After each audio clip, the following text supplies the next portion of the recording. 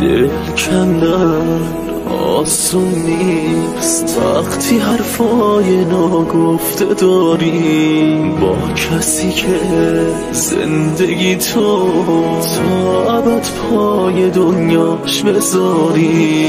بیقراری و آروم نداری وقتی چشمهای پر رمز و رازه شور ازت هر دقیقه میگذرونی تو خاطرات.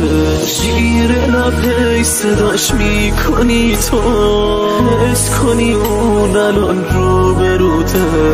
ترس از دست دادنشم مثل یک بغضی توی گلوته.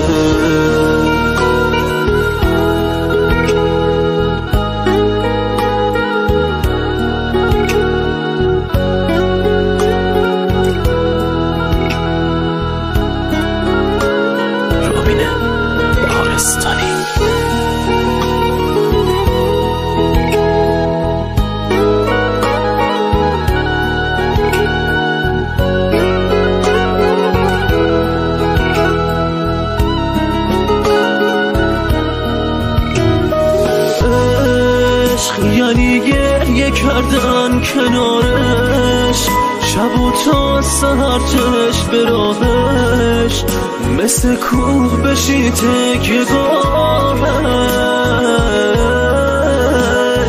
عشق یعنی قلب تو روم بگیره چشاتو کی از پشت میگیره میخواد قلبت انگار بمیره. آرومی بانی که تموم تو وقف چشاشه وقتی یک ثانیه دور از تو فکرت هر لحظه انگار باشه. وقتی میره سفر قلبت از درد میتپه هی میگه بس برگرد. طاقت تنها موندن نداری بیقراری و آروم نداری.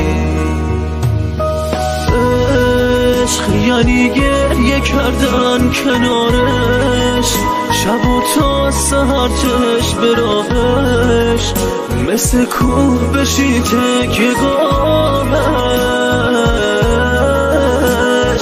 عشق یعنی قلب تو روم بگیره چشاتو کی از پشت میگیره میخواد قلبت انگار بمیره.